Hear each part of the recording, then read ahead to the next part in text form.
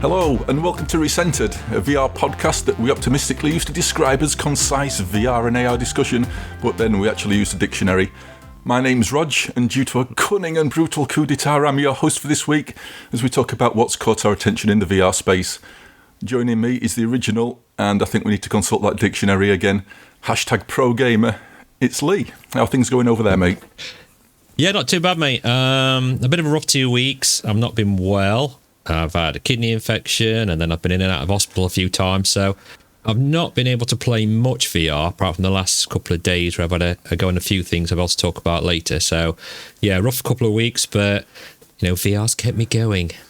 Oh, well, it's good to know. Good to know you can still jump into VR and get away from the aches and pains. Yeah, and I've mainly been reading Gary's book as well. Good stuff. The Memory Engine. Glad to hear it. Oh, yeah, so I'm about 75% through now, so Okay. I'm eager to get to the end now. I'm not going to, talk about it, but go check it out on Amazon, guys. It's a great book. I'm really enjoying it, dude. I think Ross called me a fanboy, right? When I was saying how much I was enjoying it. Absolutely. But anyway, we're also joined by our overthrown dictator, a man who goes by many pseudonyms. Some of you may know him as Immersed Robot, others may call him Reckoner VR. Some might even whisper the name Ethan Spear under their breath. But around here, he's known as Gary. How are you doing this week? I'm doing pretty good. Dictator. Yeah, I'm doing pretty good. I wanted to mention that I picked up a Rift S during this past couple of weeks, which is a bit of an odd choice because I've already got a Quest 2. And I picked this up and then I posted on Twitter that I'd picked up a Rift S. Yeah. And then I got all these people saying, is it worth me getting a Rift S if I've got a Quest 2 and this kind of stuff? So, of course, I'm saying definitely not. Definitely do not do what I've done because it's not a good choice. But the reason I picked it up is because I wanted a wired native PC VR headset just for certain titles. And most of the stuff that I play on PC VR will still be on my Quest. Like 80-90% probably of PC VR stuff will still be on my Quest 2. But the Rift S is really just for certain things. Like I wanted it for Microsoft Flight Simulator, and really it's for games that just require a little bit more tweaking and optimization and stuff, because it's easier to optimize with a wired PC VR headset than it is with a Quest 2, I've found.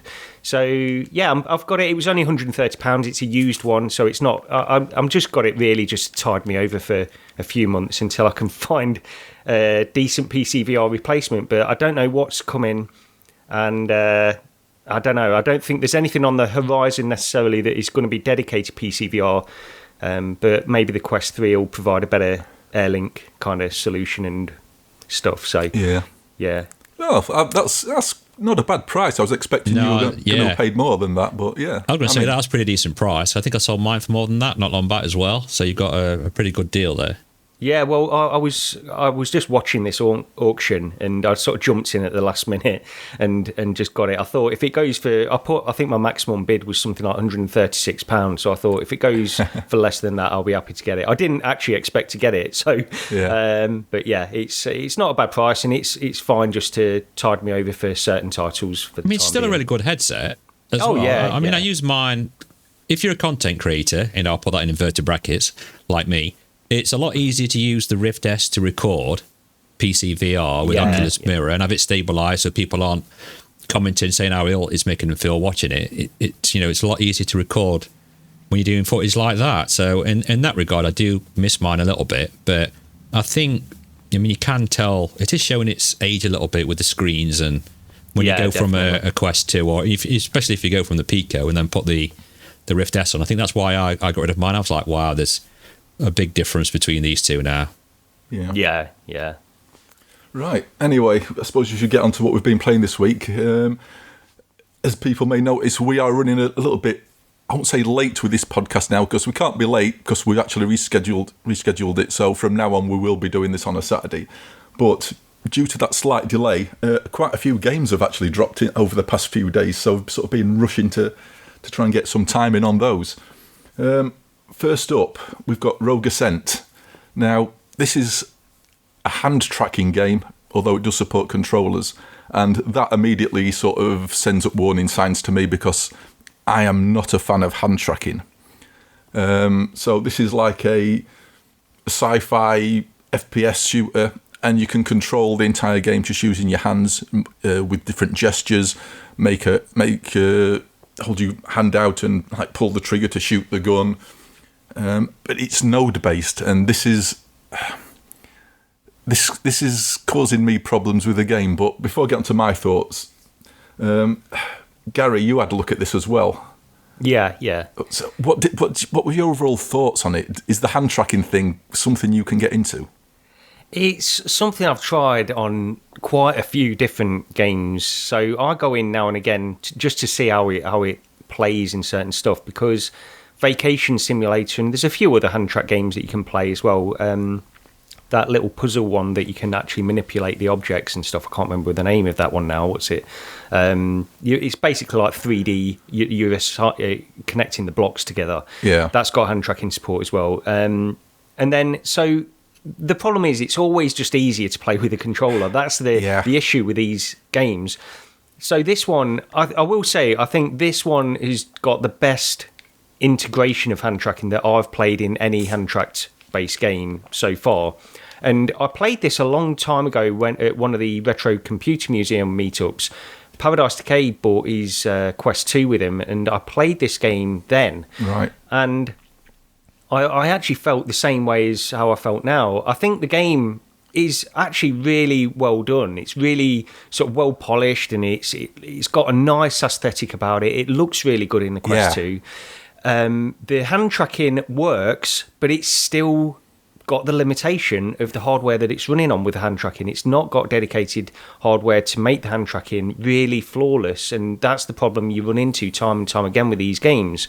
And it's not that it's like unplayable or anything like that. It's just a little bit finicky, and you feel like you would just do that a little bit better if you just had a normal controller wandering around these levels rather than teleporting from node to node. And I did try it with the controllers actually, briefly, and because you can use controllers, the problem is the integration is basically the same as the hand tracking integration, so you still have to raise the controller, go from node to node and that kind of stuff. Like I say, I think this is one of the best hand tracked games that I've played so far, but the hardware just isn't quite there yet. Maybe when we get better hardware, this game will improve, tenfold really based on that.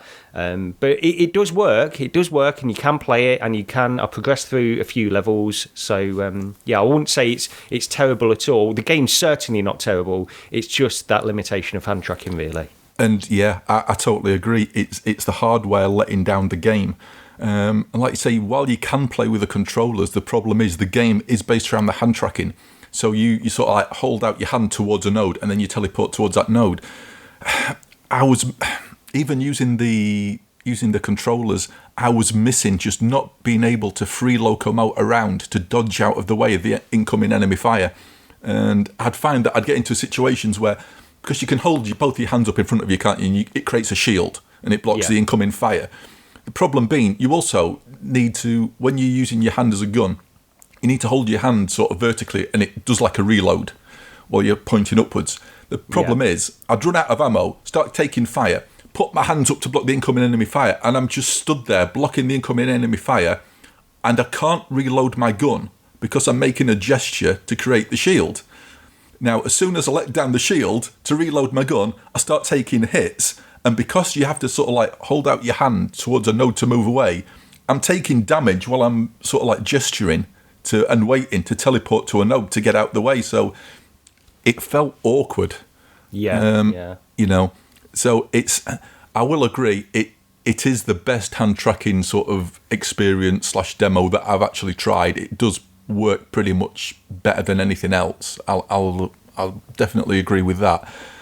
But because it's based around the whole hand tracking thing, we haven't the hardware. It just isn't good enough, and if anything, that's what lets it down. I really like the look of the game. I love the visuals. It again, better than, I prefer the visuals to something like Compound, which is, I know I keep comparing stuff to Compound, but it's just sort of kind of reminds me of that sort of thing. But I like it better. But if you're into hand tracking stuff, check it out. It's probably the best example of that sort of thing. But I think because it's designed around that, it kind of lets it down a bit. Yeah, agreed. Yeah.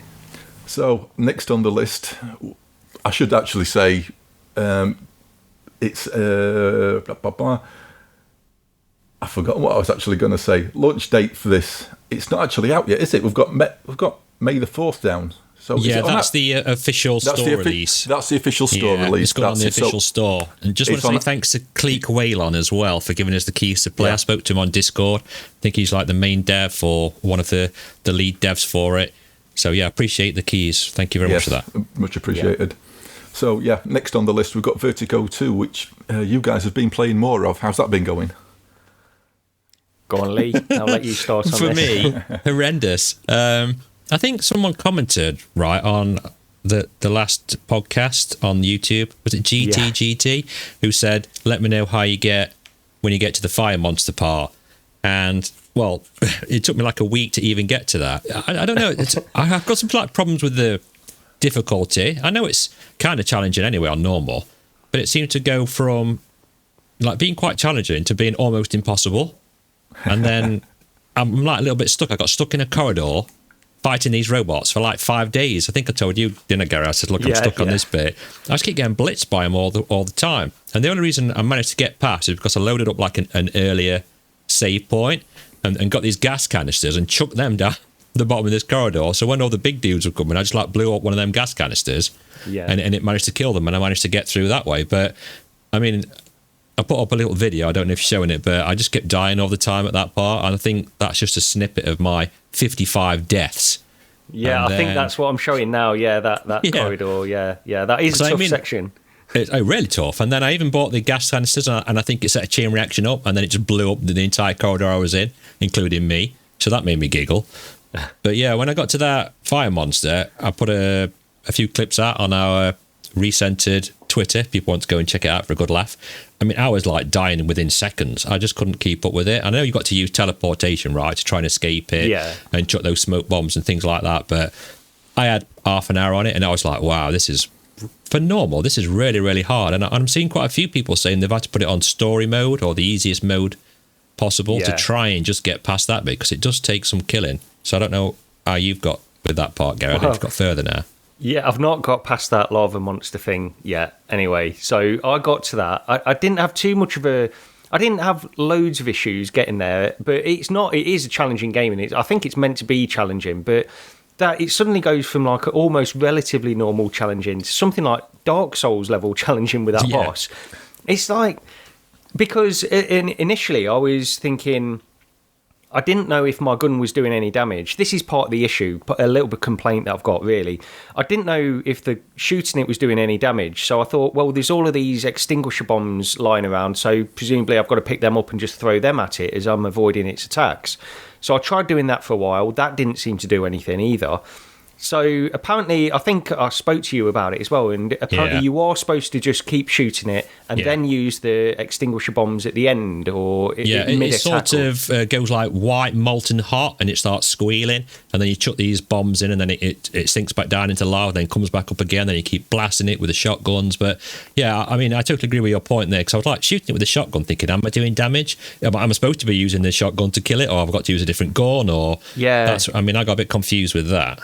That's the thing. If you don't know if you're even doing... See, for the first 20 minutes of me trying to do this, I was trying to do something that just throw them bombs in, because I couldn't... It reminded me, the reason I did that is because I don't know if you remember Quake, the original Quake, that first boss that you come to in that, you have to lower down the lightning gun. It's like a lava monster, similar to this, really.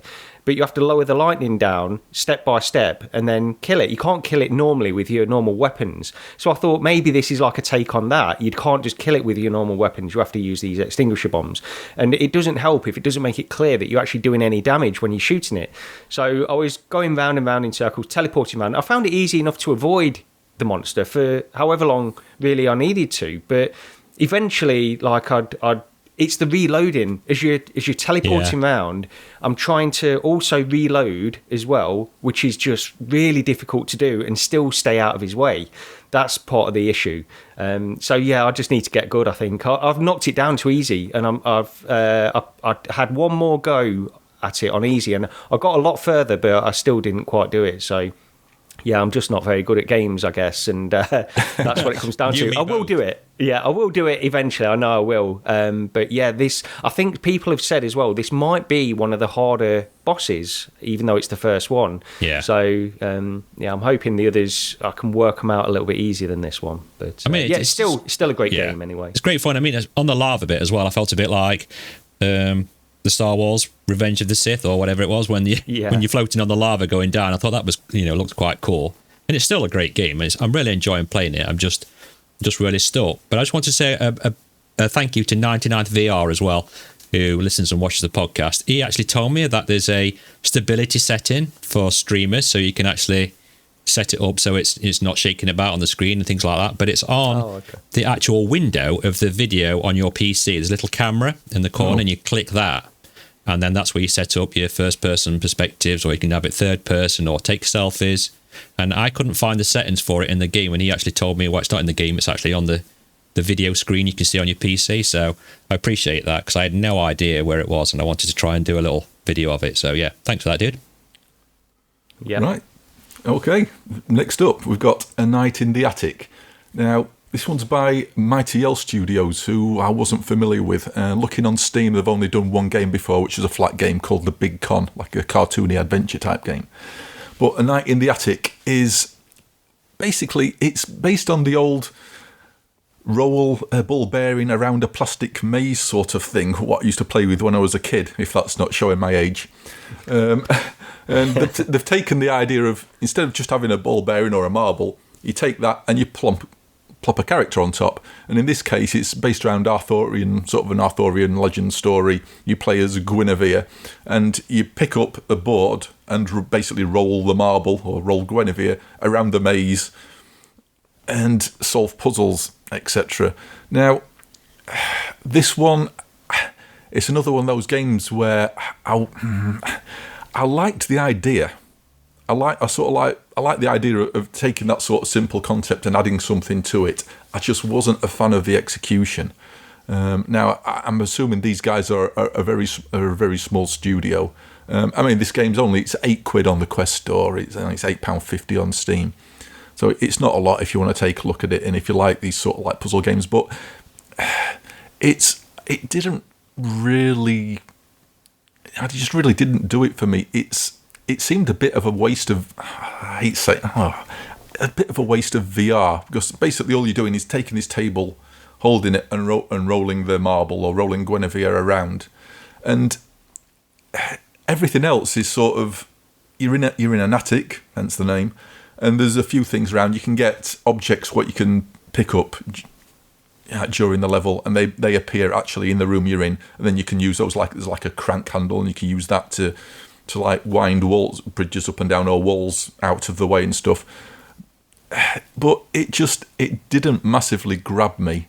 It needed something else. It needs something more beyond that small play area you've got, because it is a small play area, because it's basically a small board you're holding in front of you.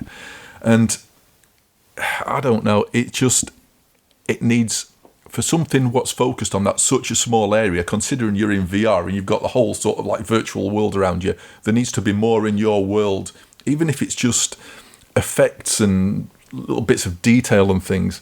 It didn't really grab me, I must admit. Gary, you played this a bit as well? A little bit, yeah. And when I first loaded it up, I didn't know anything about it really, and I thought once you get into that first level, I was like, okay, so is this it? Or is this the game?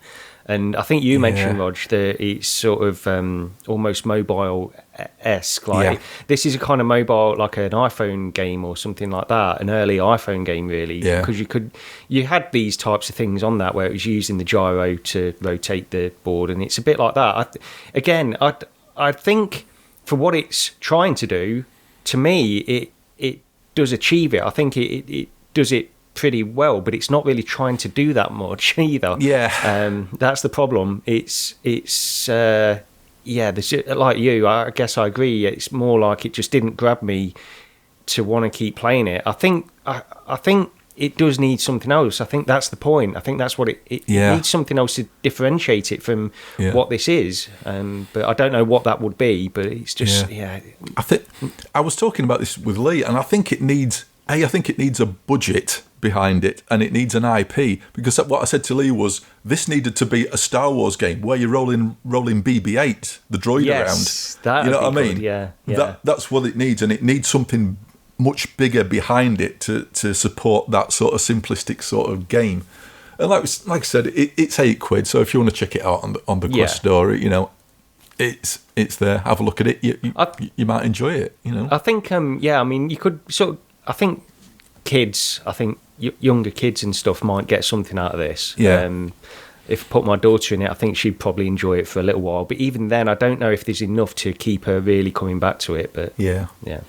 I had a very, very brief go, and I had some trouble with the controls. I spoke to you about it, Roger, didn't I? Yeah. You know, imagine tilting something forwards, then tilting it backwards, and then left and right. You'd expect it to do that, but I couldn't get it to move that way. I could only get it to move like forwards and backwards, maybe. And then if I wanted to tilt it the other way, I had to rotate the board 90 degrees. Did you have to do that, Gary? And then she would like move that way. So I don't know if I had some sort of controller issues or anything, but that got really frustrating because, I mean, my brain's a total thing on its own anyway. So to try and compute that, I can't turn it that way because it's not moving. Then I have to move the board another way, and then it's not level, and then I've got to turn it that way. I just couldn't. Yeah.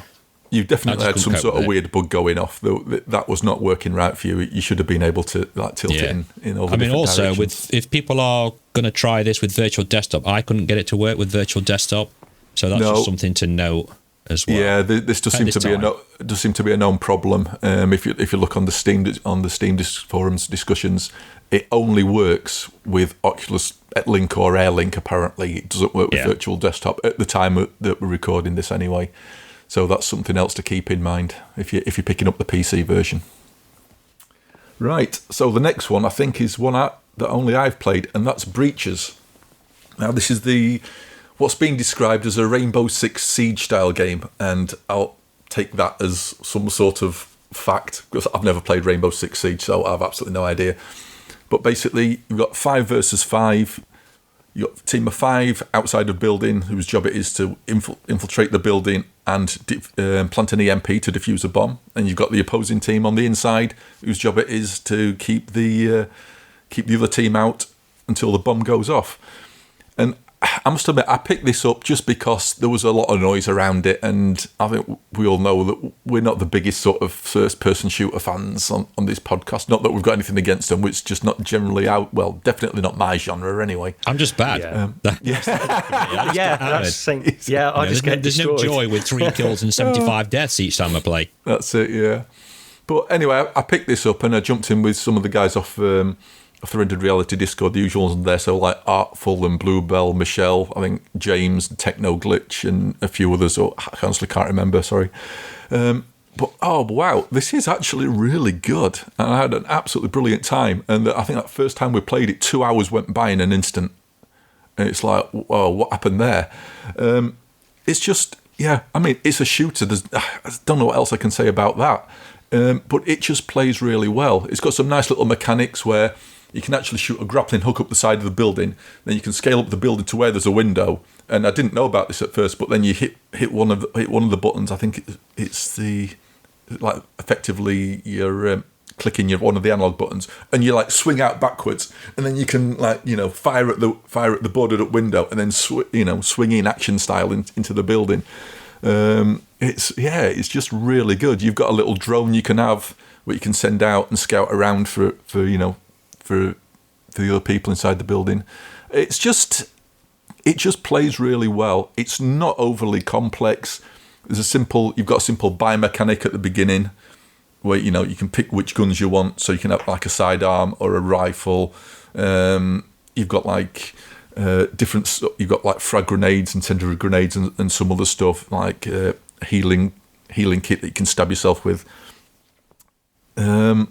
It's just had a really good time. I don't know what else to describe it as other than it's a 5v5 shooter and it's worth looking at. But if you're on or in a community where you can arrange to have games with people who you know and trust, because don't bother buying this if you're just going to drop into random servers, because you'll be instantly assaulted with squeakers and you're just not going to have a good time of it. But I'll say there's regular games seem to be getting organised on the Rendered Reality Discord, on GT's Discord. Mac's been playing it. Zimtok's been playing it as well. So if you're in any of those communities, you probably easily get a game, and it's worth having a look. It's really, really good. Is it not appeal to either of you? Well, I know that everybody's playing this at the minute, so I've checked out a few things, and I don't know. I'd like to give it a try. I think that's all. How much is it? How much is this? Oh, it's not a lot. I can't actually remember. Is it not that? Let's have a look. Is it like $14.99? I could be wrong. It might be about 15 quid-ish, I think, maybe. I mean, this is what did really well in $30. In Alpha. Oh, is it 30? Okay, so it's a bit more. I thought it was cheaper than that.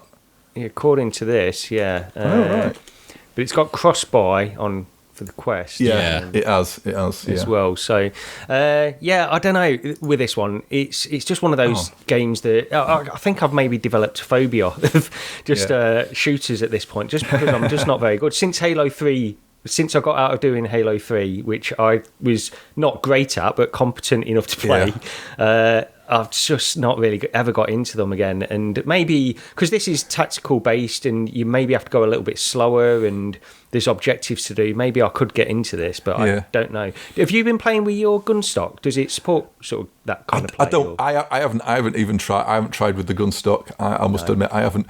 But I must admit, one of my favourite weapons actually ended up being one of the pistols. And I'm sort of like a pistol and grenade sort of player, it turns out. So I need both. I need both my hands free. Just looking at the price, what it was 23 quid if you buy it on Quest at least, or on the Rift store. But at 25% off discount, gets it down to like 17 or 18. So. That's, I mean, it is something that I'd possibly think of, same as Gary, because I just don't want to let other people down. With it being team-based, I just think I'm going to come on, I'm going to get killed, give our position away, and everyone's going to get blitzed within seconds. That's the only thing what I'm a bit worried about. Yeah, it's one of them games though where it's sometimes you just unlucky, and some other times you're really lucky, because I've gone into games where I've gone, where I've breached the building and then instantly died. But yet in another game where I was starting on the team on the inside, I went up to the upper floor and thought, I'll keep an eye out here. And one of the roof hatches got blown. I thought, here they come. And somebody rappelled down, and I shot them, and then followed instantly by two other people, and I shot them as well. So sometimes you'll get lucky, and it'll seem like you're a really good player. But other times you'll get toasted, like 5 or 10 seconds into the match, and it happens to everyone. There is an element of luck, depending where you start and where the opposing teams start as well. I mean, perhaps it's worth thinking about, like, me, you, and Gary jumping in. And I'll record it and then put a video out if people want to see that, and then you can see how bad I really am, and possibly Gary. But yes, well, I mean, the other thing is like spare spaces get filled up by bots. So if you wanted, you literally could play this by yourself on a team with 4 bots versus another team of 5 bots. So I think I'd do that first just to get to grips with it and stuff. Yeah, but I mean, it definitely comes into its own when you've got a full team. Is it just like one type of map on this, or is it like just like giant building that you're jumping in, or is there different ones? Or at the moment, this is the sort of only negative. Really, it probably needs more content in the way of maps. There's three main maps. There's 3 maps for the main mode, and then there's like a single map which is like a team deathmatch mode, which is like a big warehouse, which is just a constant, In that mode, it's you respawn. If you die, you respawn and you're back in, and it's just team versus team until somebody wins. On the main mode, you've got 1 life, and if you die, that's it. You're dead till the end of the round. But the rounds are fairly short. Yeah, so you've not got long to wait before you're back into another game, because there is a timer on the bomb. So there's a finite amount of time, and it's not that long. It's a few minutes. It's not long at all. But it does mean if you die straight away, you might be hanging around for, depending how, if it runs out to the end, to the time limit, you might be waiting around a few minutes until you can actually really do something. So you can fly around and look at the map and everything, but the enemy soldiers don't show up. So you can't help your team as such. So, did you notice any bugs or anything like that with it so far? Or? I don't think so. No, not really. No. The AI, sometimes the AI seems really good, and then sometimes it'll get slightly dumb and make some odd decisions and sort of wander backwards and forwards, trying to decide where it's going to go occasionally. But yeah, other than that, no, not really. And it runs really well as well. When I was playing it, because I did the thing where, like, you know, what you said about just jumping into a game full of bots to test it out first to see what's going off. And I played that played it like that first on Quest. And the performance was absolutely solid. It was like, whoa, this is really good. And it looks good for a Quest game as well. That's the other thing. When I was playing online, there were more sort of noticeable hitches and things, but I think that's probably the old thing of putting it down to sort of the network traffic. I think that's what we're introducing, little hitches here and there, but nothing what you've not seen in any other multiplayer game ever. Yeah. So, you know, it's not the game. I think it's the networking. And, you know, considering we were playing, there were some of us like in the UK and I think most of them were probably in the States who we were playing with. So, but, you know, even then it ran really well. Nothing I'd complain about. So, yeah, really, really good. Worth looking at. I've heard definitely. really good things about it from Alpha, because people were raving about it then, weren't they, when it was like free just to test it and play it. And people were saying how good it was then, and you know, what a great experience it was. Yeah, but it is, yes, definitely worth it. So yeah, £23, but don't forget to use a discount and get 25%. I'm sure off. we can pop one below in the description, video description. So, you know, help us out, dudes. Definitely, I have to remember to do that. Yep, definitely. Right, so another month, another mini golf course. Apparently, the Temple at Zerzura, which this sort of surprised us on the announcement of that. And a screenshot came out first, didn't it? And we sort of assumed, oh, maybe this is the Around the World in 80 Days one. But no, this is the Temple at Zerzura, which is apparently some sort of mythical lost city in the Sahara Desert that's guarded by these massive giants that don't let people in or out. So it's based on some sort of mythology. And so we've jumped into that a couple of times, myself and Lee. So why don't you kick this one off, Lee? Well, I think I've vaguely, on the very first time I saw a screenshot, I did say, quote me if I'm wrong, this could be an Egypt map somewhere in the desert or something like that. And then we went, it could be, you know, Around the World in 80 Days, couldn't it? So, yeah, I was really impressed with the scale of it. It's massive, right? Even when you're looking up at these, there's like a massive temple, and then you're looking at these obelisks, and they look 100 feet high, and the sand's just everywhere. And they do play a bit more into the sand with this as well, which I quite liked. But I mean, obviously, I don't think they could get away with not putting sand there with it being in the desert. But some of the shots, you're like hitting it up the side of the banks onto the sand to get them down, and it's a good course. It's some of the little things, like you've got things flapping in the wind, and you can hear them flapping in the wind, and they've gone really good with the shadows and the light. And I said that to you again, didn't I? That they've probably, if anything, on the Quest version, they've perhaps gone a bit too much with it, because we're having a couple of issues with it, and it's the only map that I've ever had any issues, and it's only at like a couple of points where we seem to get some reprojection issues. Yeah, the point where you sort of like spawn into the game, you're in like a little alcove, and you sort of like almost facing a wall with, you know, there's hieroglyphics around and everything. And we both saw it in there. If you actually turned, especially if you use smooth turning, the reprojection was pretty bad. It's the worst I've ever seen in Walkabout Mini Golf. But once you got outside, it was fine. It's just that one area is just really weird. I think there's a bit as well when you've got some like cats. I don't want to spoil it too much, people playing, but it's just seemed to be like the back walls. It was there again, so I can really see it bad here. Yeah. And if anything, it will be slightly off-putting to people if they're not used to it, and you know, may disorientate them, you know, make them feel a little bit sick if they see that. So my advice is just to turn quickly. If I mean, it's sure it'll get patched or something. Yeah, but I was going to say that I'm sure if it's like a big enough problem that you noticed it, because I can't say, apart from very occasionally, that I've noticed any reprojection in it, really. Not too much, now and again maybe, but not enough to really impact anything. But I think the Atlantis course was the first one where it really started to become noticeable. I mean, not in a big way or anything, and again, I'm probably being really picky, but you can get into places where you can really see that they on Quest anyway, they are pushing what the Quest is capable of doing visually. with the amount of detail what's on the screen. And I think they're really pushing it again with the Zerzura course. It's it's getting to it's starting to get to the limit of maybe what a Quest can actually handle.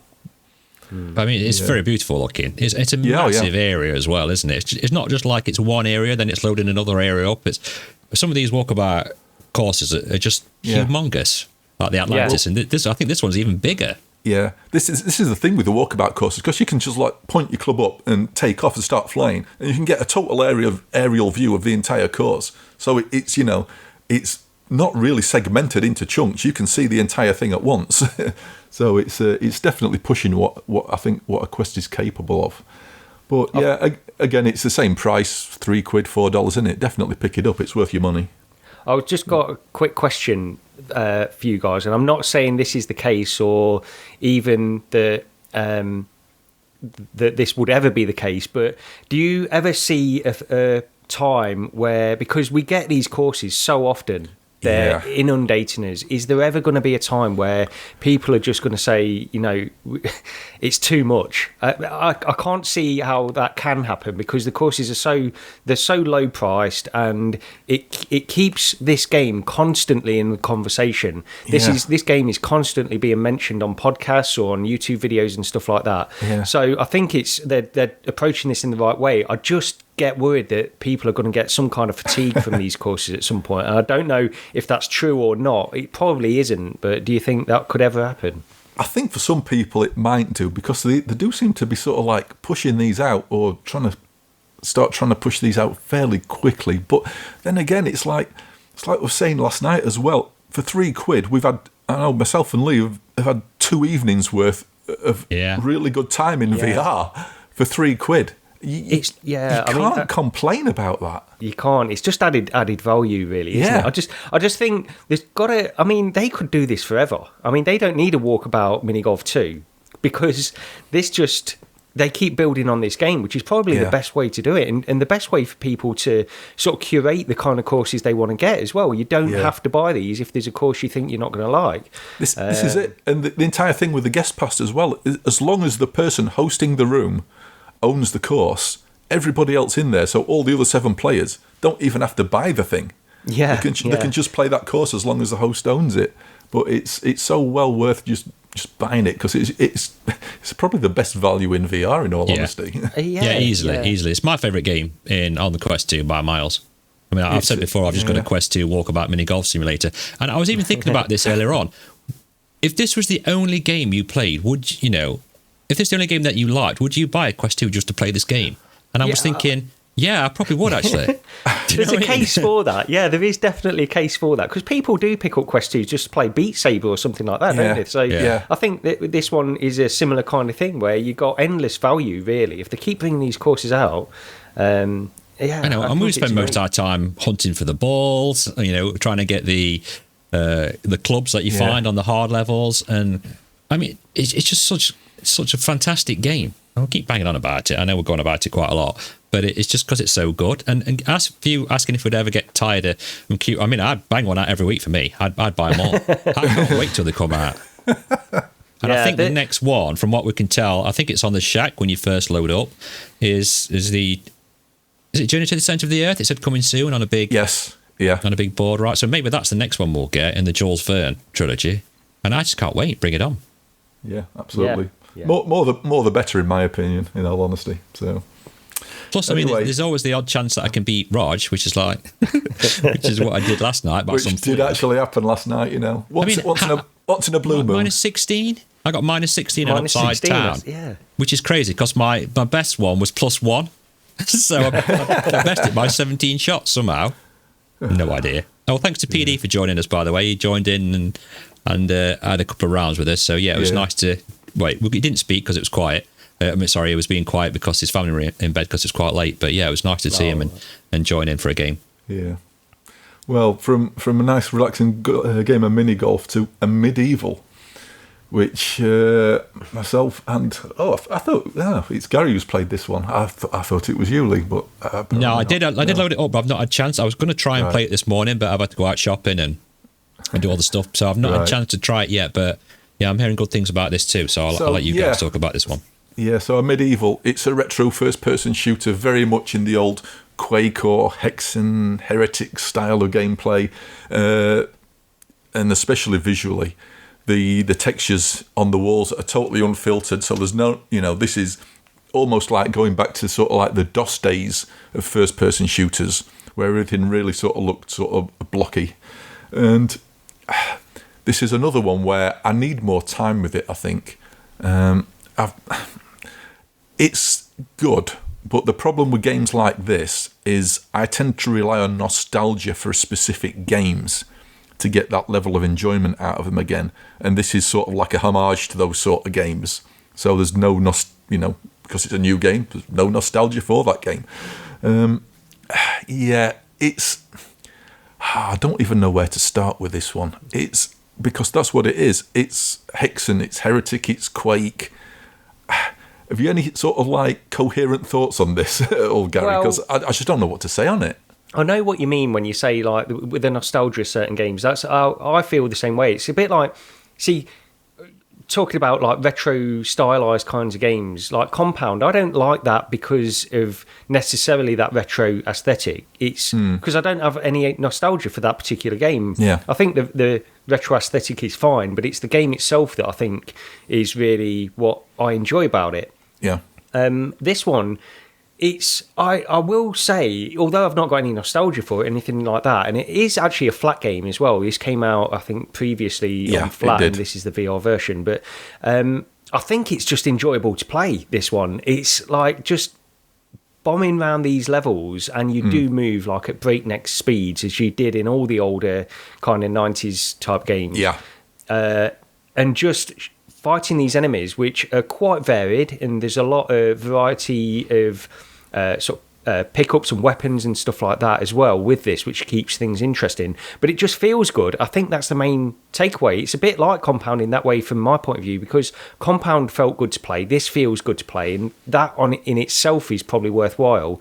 The retro aesthetic side of things is it's interesting, but it's not why I'd play this. I think it just gives it some context, because if it didn't have that retro aesthetic and it was going from like a more realistic or more modern kind of approach, you'd expect the gameplay to have more to it than it actually has. But the gameplay is Quake kind of gameplay. You're looking for keys to open doors, you're shooting every enemy you see, and that's all it is, at least from what I've played so far.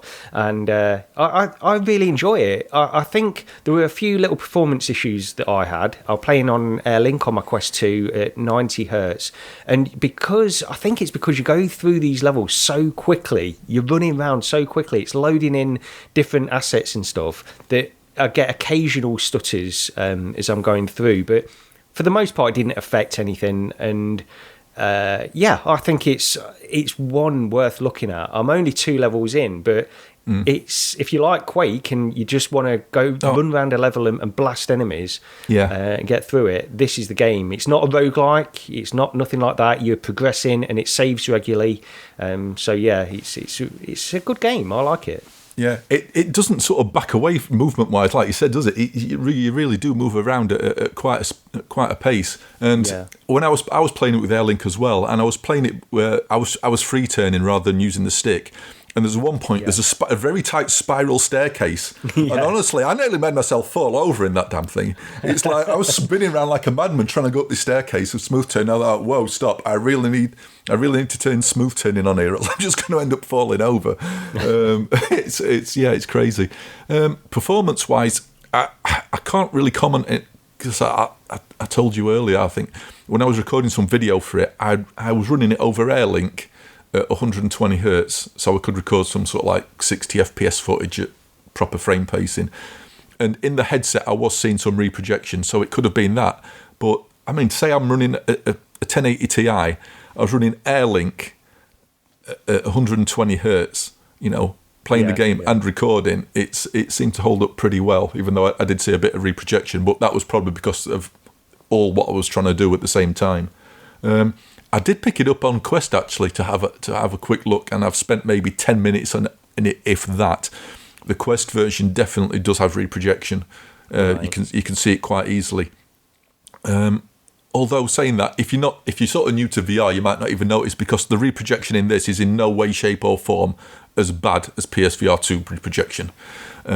Sort of your head movement just looks totally and utterly smooth if you're rotating your head. It's when you sort of smooth turn. Sometimes if you've got a lot of enemies on screen, you will sort of see them sort of almost judder sort of as they're moving. But there's nothing game breaking about it. It still plays seems to play really well. But yeah, apart from that, the Quest version, the actual textures, because it's like we said, these things aren't filtered. They are like low-res pixel sort of textures as you used to get back in the day.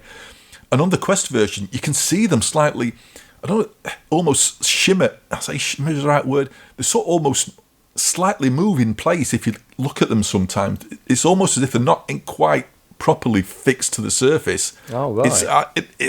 It's very slight, and I've not seen anybody else mention it, so this might be a bit picky, but it wasn't there on the PC version. So there's something sort of slightly off there on the rendering side, I think. And something else what affects both versions as well, and especially the Quest one, but this is not just due to this is not just this game. It happens a lot in a lot of Quest games. You can see, I presume it must be the mid-map levels. So generally games when you render textures further into the distance, you drop down to a lower resolution texture, and this helps eliminate shimmering and sort of like pixel fighting, sparkling on the textures. And you can see the mid-map levels reducing quality quite close to you on the ground. And what it does, it means sort of some textures close up can look a bit muddy because there's a total lack of, I don't know what it is. I don't know whether it's a lack of some sort of filtering or if it is the mid-map levels are just being drawn too aggressively close to you. And it's something that happens in a lot of Quest games as well. There's even something like, I noticed it on Moss, even though it's not as blatant, but if you load up Moss on Quest, look at the artwork on the book in front of you on the main menu when you're flicking through the book. If you move your head backwards and forwards, you can see like a level of detail of texture kick in and out just by moving your head very slightly. And honestly, I don't know whether it's a performance thing because, using low res textures, less memory bandwidth, so it's faster at rendering, maybe.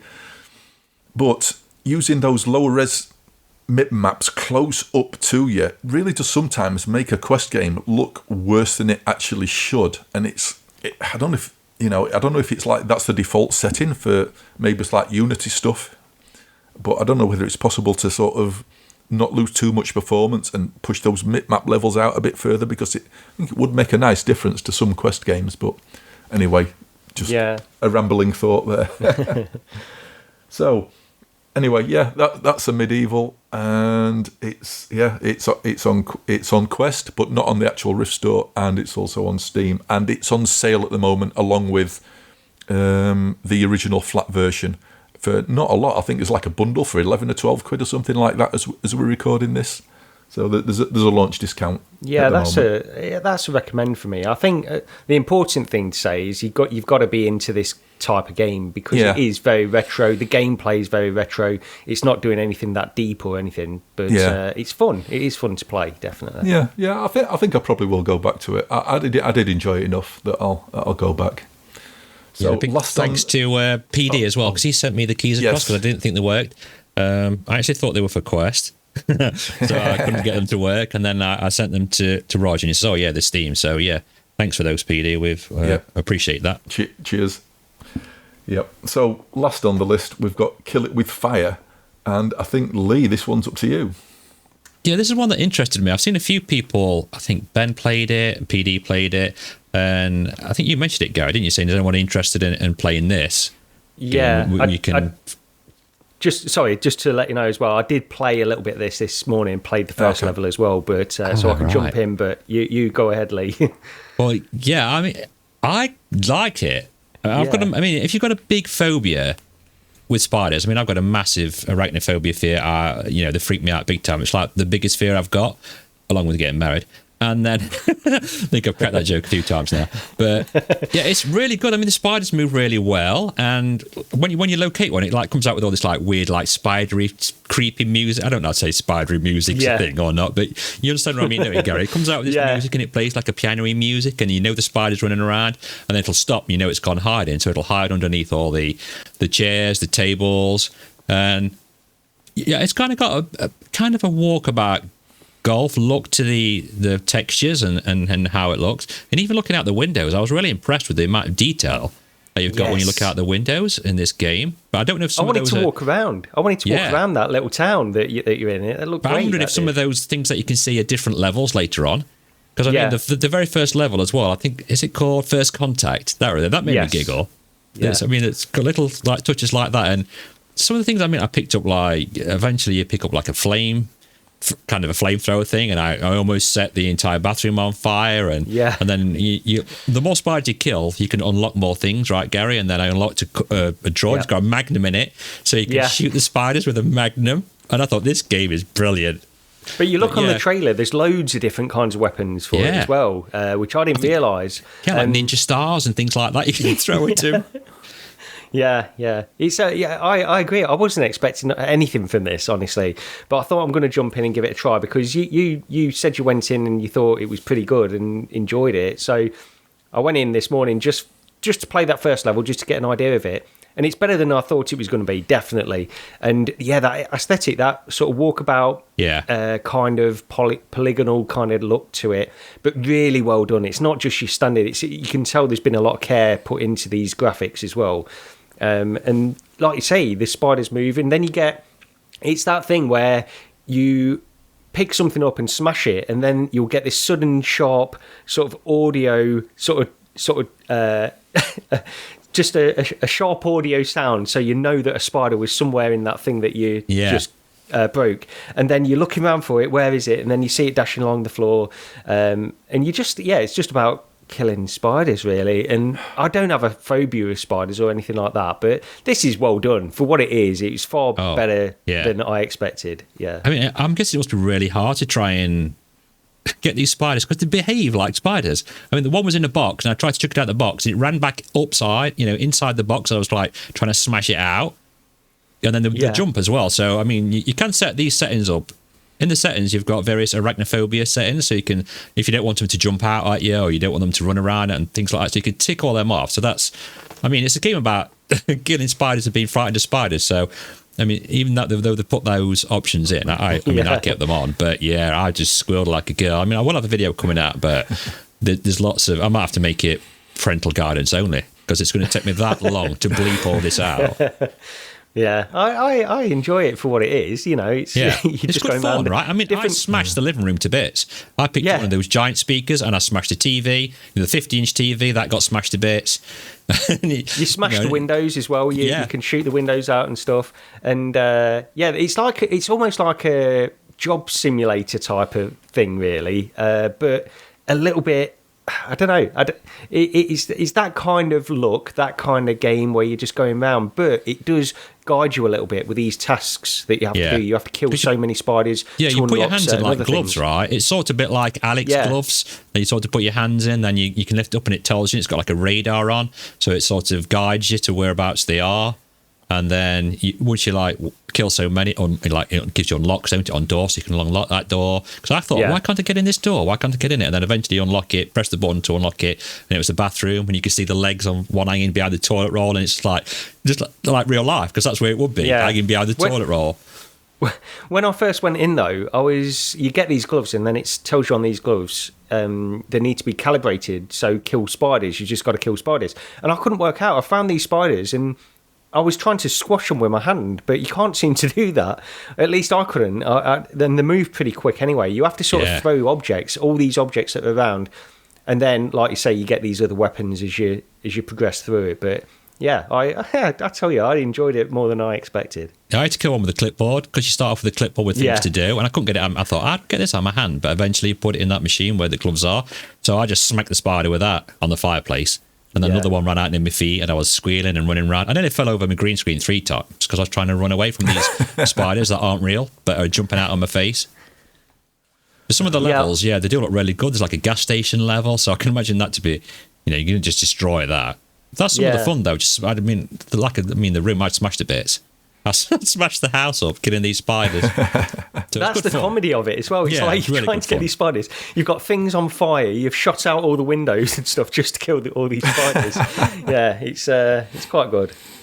I think the problem, I'd not had a look at this, and one of the things, I don't know if it put me off. I looked at it, I thought, cartoony game about sort of like killing spiders, and it's like, I'm not, well, half the thing seemed to be that it's a game where if you're afraid of spiders or don't like spiders, you're going to get a lot more out of it because you're going to be jumping and shrieking all over the place. Yeah. Now, I think, like I said on Discord the other day, I'm pro spider. I'd rather have spiders than flies. If I see a spider, I leave it alone. When I go to put my dustbin out, it's an obstacle course to spider webs in my backyard.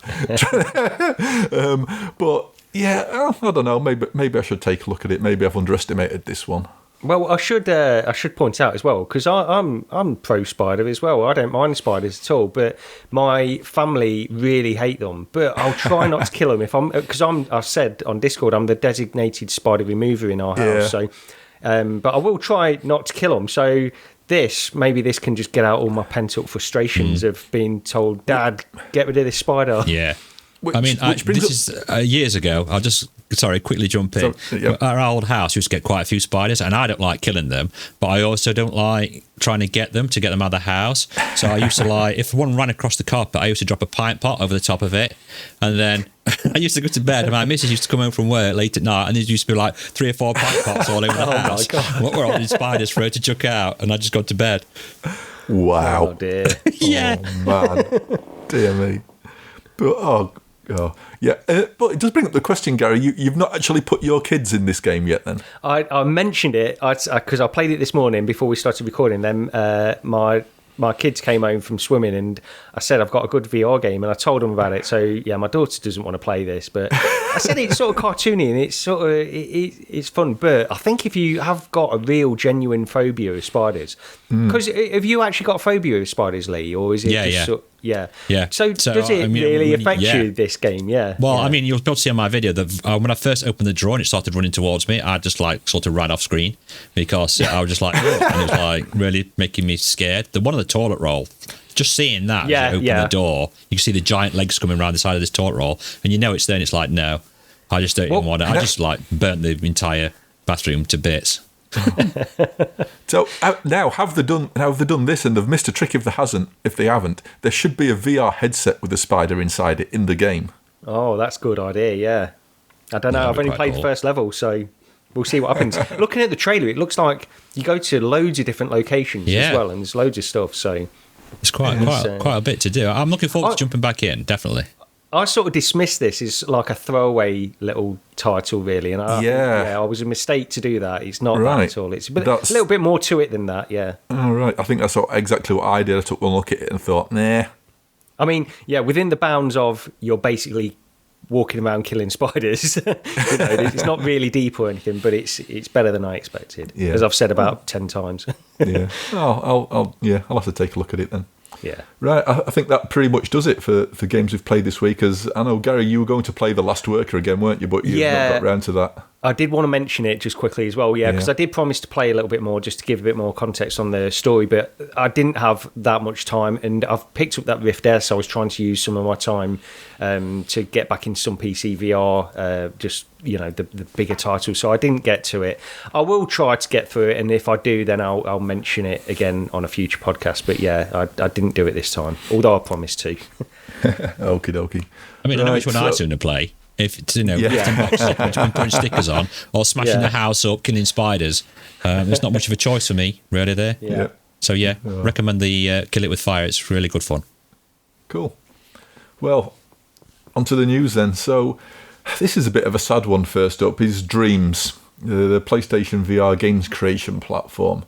It's basically coming to the end of its development cycle, and which means looks like there's zero hope for a PS VR2 port, which is where it would have really shone.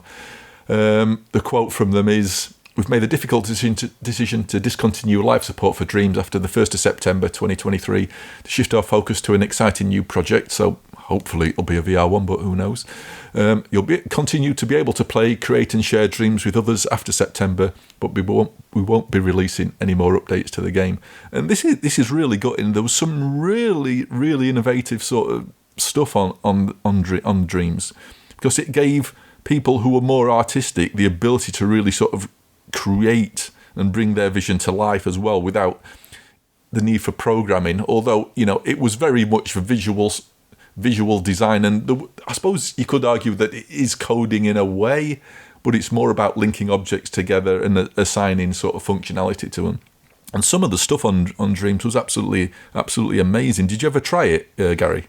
I didn't know. It was one of them things that I was always interested in, and I thought it was like a gateway as well for my son to get into that kind of, a gateway to coding or something like that, which he does enjoy a little bit of now. But no, I didn't. This is Media Molecule, isn't it? And they were developing this for so long. Yeah. It felt they didn't bring anything out for such a long time, and this felt like it had potential, but I just don't know it. I don't know why it wasn't a bit more of a success, because I don't know if anybody would call it a success. We don't know. I don't think I know like specific numbers or anything like that, but it just felt like a bit of a failure. Like they never quite got the audience that it probably did deserve. Yeah, a really good idea, just didn't work out for some reason. Yeah, it just didn't really seem to grab the mainstream sort of attention, did it? I think there was a very sort of hardcore audience who created some amazing stuff. Yeah. If you've got the video up at the moment, I uploaded one for. It doesn't show up well on the video, but it was a Tron light cycle game basically. Yeah, and that's what I'm showing. That was really good. Did you ever try this, Lee, at all? I'm thinking. PD put me in something, because I know he was a big fan of the Dreams one. I'm sure I played some like a train thing, or it might have been the Tron thing that I had to go on. And I thought it was, quite impressed. It's quite good with what I had to go at. So, I'm a bit saddened by it not being... Yeah. I think something like this on PS VR2 could have really done really well. It really could. I think the biggest thing, or I can't say biggest mistake, but the biggest missed opportunity was this was never on PC. I think that's what was needed. Because there were limitations to what you could create. You had basically a memory pool of what you could use, for the amount of objects in your scene and stuff. And obviously that expanded once it went from PS4 to PS5. But I think PC, it would have, that's what I think it could have found a really good home there. It's just an absolute shame that they're killing it off, really. Anyway, on from that one, this one, we noticed on the Ghost Howls blog that Pico have launched the Pico G3, which is a successor to their G2 3DoF headset, and this one's 3DoF as well. I'm just mentioning this really because I've seen lots of comments of people confused as to why this has been launched. And this is not a consumer headset; it's a business and enterprise-oriented headset. It's like we just said, it's the follow-up to their G2 headset. So they've obviously got a market for this thing, and all they've done is basically upgrade it. The G3 is basically a Quest 3 spec-wise, apart from the fact it's 3DoF and you don't get tracked controllers. It's like a little remote. So it's a business / enterprise follow-up to the G2 headset. So nothing that interests anybody when it comes to gaming. It even runs its own business storefront as well. So it's not aimed at us. So if you see the G3 mentioned, then don't worry about it. It's not for gamers. The next one, well, a Business Insider report. I'll just read what we've got down here. Claimed Meta were doubling down on gaming, and quoting a source as close to Meta as enthusiasm from Zuckerberg and other company execs around gaming has grown in recent months. While the founder and CEO's overall tone on the metaverse has become more subdued. Now, this was followed up by a Meta product manager later calling the Business Insider report categorically false. And then we got the layoffs. 4,000 more layoffs at Meta, including Ready at Dawn, who did Lone Echo. Apparently they've had their team cut by a third. And Downpour as well, who did Onward. And I somehow missed that Downpour had been acquired by Meta. That one passed me by entirely. Yeah. So any hope, there was initial hope of, oh wow, Meta have finally realised they're a gaming company, and then they've poured water on that. So, I mean, what else can you say? It's just more doom and gloom, really, isn't it? Yeah, initially that first report was, something I posted on our Discord because I thought this is good news. We're getting something here, and maybe it points to what we're going to get with the Quest 3, because we heard about the fact that they tried this Quest Pro, a great headset, but it didn't attract the audience that it was really designed for, which was sort of business and that kind of stuff. You see people who are gamers say how great it is, but it's just too expensive. So I was thinking, and then it came out that they're not planning another iteration of Quest Pro for quite a few years. I think Boz said that on Twitter. So that pointed more towards this direction with a Quest 3, and what comes after that is being perhaps more focused on gaming based on this Business Insider report. And it just didn't. And that's why I thought this is a little bit of good news. Let's get something. Let's get a gaming showcase. Let's get something out there. And then, of course, it all breaks and we got 4,000 more layoffs, and they're letting people go at these studios, which baffles me. I do not understand this at all. I mean, Downpour, fair enough, they've got Onward. Presumably they're working on something else, but I think the creator of Onward from that studio has actually left previously anyway. And now they've let go of, I think it was 4/5 of... Yeah, it was a lot from what I read, yeah.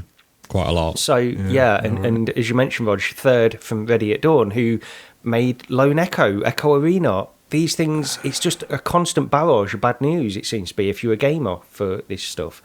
So it's not good news, but it's probably worth covering anyway, and hopefully things will change. Yeah, it's just it's doom and gloom, and it's just that initial report of Meta are focusing on games. I think I posted in our Discord, and I was half expecting Boz to do a sudden 180 and come out with this some quote of we've listened to you, we're not going to be shutting down Echo Arena now. But obviously that's no. Part of me wonders if they'll do that, because that will make him look like a superhero. It could all be fake. This is the conspiracy theory in me. It's all fake. They're not actually going to do it, and it's going to make him look like a superhero, but it probably won't happen. I mean, I was on the lines of what like you said, when they're all talking about they're focusing on gaming, and I know that the bad thing about them shutting down the Echo Arena and that, but I thought perhaps the devs are concentrating, perhaps in my mind, that they are bringing Lone Echo, a direct port to the Quest 3, or perhaps even Lone Echo 2. I thought that would be amazing if they could bring that on release date. And then you see that they're laying folks off, and it's like, well, right, okay, then perhaps that's just totally destroyed that dream in my brain. I can't see them doing that now. No, but when you think as well, so they had these 2 previous layoffs, something like 11,000 or 10,000. So they've laid off probably about 25,000 people. How the hell does a company get that bloated that they can just lay off all of these people? And I mean, what are they focusing on here? It's a struggle to really work out what they're focusing on. They still seem to be well into this metaverse thing then, based, if this Business Insider report's not accurate at all, which it seems like it's not. So, but they're letting people go from various areas of their company, it seems, but they're still, removing people from the area that they're focusing on in terms of gaming as well. So the metaverse isn't just... It baffles me that they think they can make this transition so quickly from being a gaming-focused company to just being a metaverse company. I don't understand how they think they can get away with it, and people will follow them over with that. Yeah. We've still got all these studios. They've still got, 7... They bought all these studios. Well, they were buying them all at one point, weren't they? Every time someone were bringing a game out, they were snapping them all for millions of pounds. Yeah. And then I don't really know what they've done since. I mean, perhaps people can let us know in the comments, but I don't know if they've been bringing any games out with these studios they've bought since. But it's like Beat Games. They've done Beat Saber. What they're doing next? What are they doing? I don't understand the acquisition of Beat Games, really. I don't know what they did it for, unless they thought they had another Beat Saber or something akin to that up their sleeve. And we've got to hear something this year, like with the Quest 3, we've got to hear something from these developers that is good news. We're getting nothing at all. You would think so. The one worrying thing, what's in my mind is, I can't remember if we covered this before or not, but there was a tweet when I think it was when the last round of like 10,000 people got laid off. There was somebody on there, and I think other people have confirmed it as well, but somebody who got laid off said that basically Meta were laying off people who weren't actually even working on anything, and that there was infighting to try and get a position working on projects within Meta, and which sounds crazy. Yeah. But from what they said was, their quote was, talent was being collected like Pokemon. You know, they were collecting, they were basically buying up talent so other companies didn't. Yes. But then that talent wasn't being assigned to any work, which has screwed over a lot of people who working on Horizons. That's a fact. No, definitely. But there's a lot of people who are now out of a job, are trying to get work somewhere else, and when they're being asked, "What did you do at Meta?" their answer is, "Well, we didn't do anything." Yeah. Which is just ridiculous. This was coming from a long time ago as well. Do you remember a few years ago? I think it must have been a couple of years ago, where Mark Zuckerberg said that he was basically inviting people to leave the company. He had a quote basically saying there's a lot of people that shouldn't be at Facebook. And that kind of stuff. So this was coming, and this was 2 years ago. So these layoffs were going to happen. I can't believe that they've got rid of like 25,000 people, though. I mean, a lot of it's like Instagram and WhatsApp and things. You got to think they own quite a lot. I mean, most of the social apps are owned by Meta as such. So, I mean, how many people are working at? I thought originally when I first saw this story, it was they're laying 4,000 people off from WhatsApp and Instagram, and I was like, what? 4,000 people work at Instagram and WhatsApp? Yeah. That's what like confused me. And then I noticed people were saying, "Oh no, actually some devs are going." And I was like, "Oh right, well that's not good." But it does make you wonder how many of these people are actually working on a solid project. It's by the sounds of things, not they weren't doing anything, but some of them anyway, and it's got to be frustrating as well. It's ruining their career. They've got to keep active and keep in within. They've got to be doing the job that they were hired to do. Yeah, they've got to have a massive showcase this year. It's got to be something really special, because every time I stream it or view it, it's like, oh, disappointment, or this port, or this port. We're going to make this into this game, and it's just like, well, we've seen all these before. They've got to do something really good. I mean, announcing things like Grand Theft Auto and then never mentioning it ever again for years. I'm amazed that Assassin's Creed is not, because Splinter Cell got cancelled, and Assassin's Creed apparently is still in development.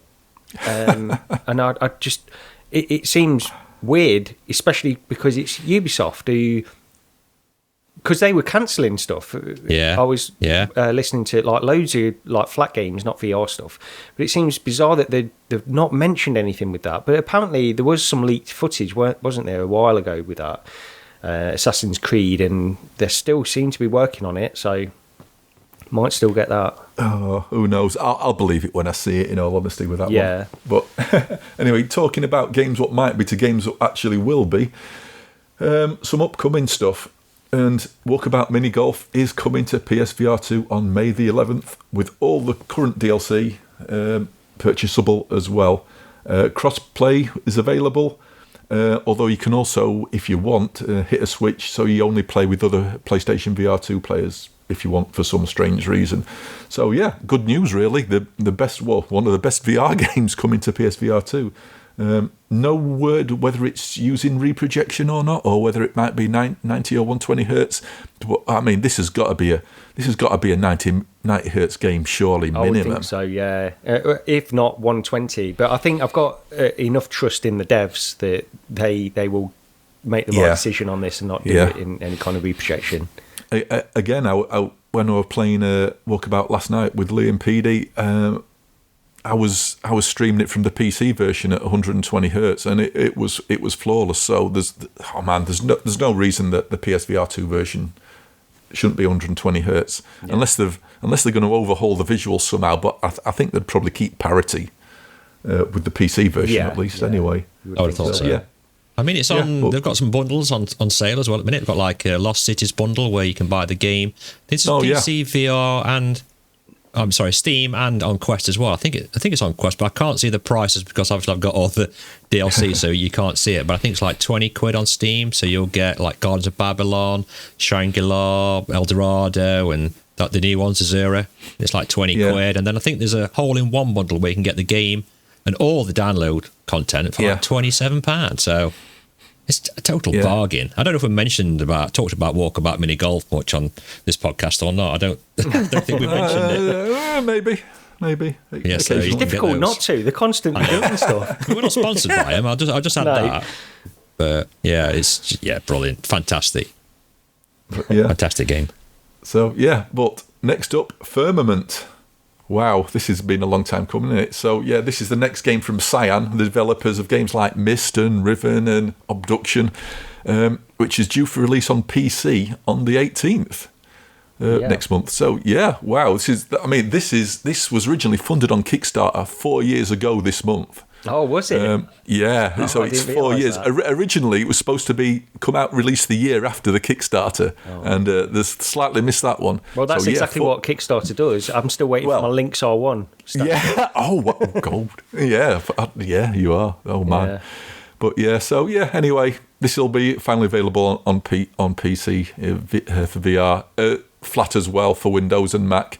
A PSVR2 version is set for release at some point in the future, but as far as I know, we've not got a release date on that one yet.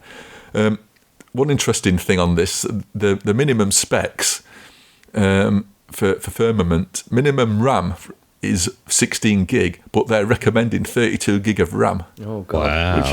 which is quite a That's that's okay. It means I can play it. I think we filled some Google Docs. We filled some Google Docs out to try and get this, didn't we, Gary? So hopefully we can try and give you some news on it when it comes out. Fingers crossed. Yeah. They I contacted them through email and then on a separate form that I think you sent through. Lee, did you? And hopefully we'll get some keys for it to give it a try. I might pick this one up anyway, because I do like.